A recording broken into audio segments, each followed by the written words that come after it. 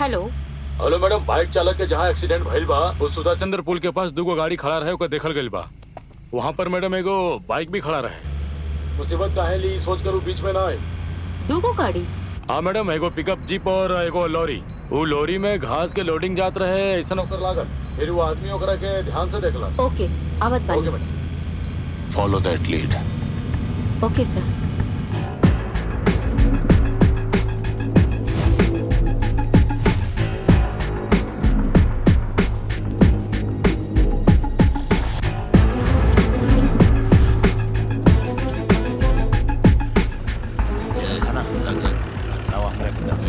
दो लोगों में से शिवम कुट्टी के हा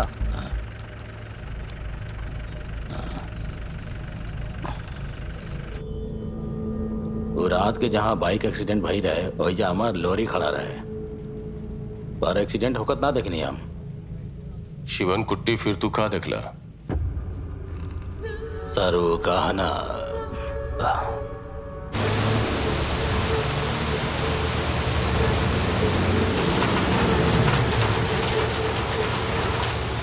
अरे भाई एक्सीडेंट भइल बका। हेलो, हॉस्पिटल जाएगा बका तो और मदद करेगा।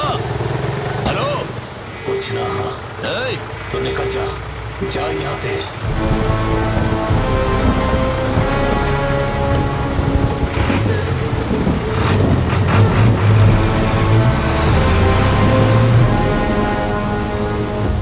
सर गला में वो टॉर्च जैसन कुछ लगा के रख ले रहे, ओकरा में कोनो बहुत जैसन आवाज आवत रहे।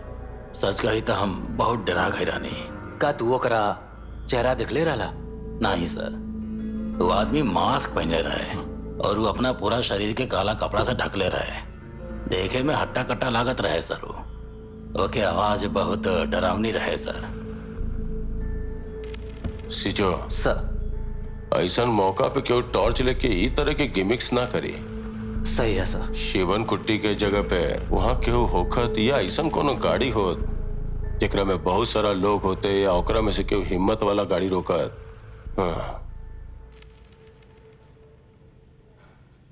हाँ।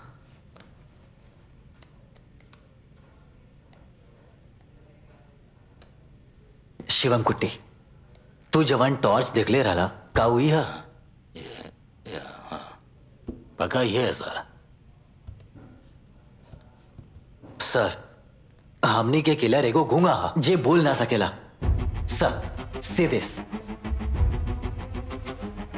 सर वो आर्टिफिशियल लेयरिंग्स लगा के बात कर ले रहे। कैंसर के अलावा कोनो और बीमारी में एकर इस्तेमाल कल जा सकेला सर। हमार पिताजी कैंसर में एकर इस्तेमाल करके हमरा से बात करत रहलन।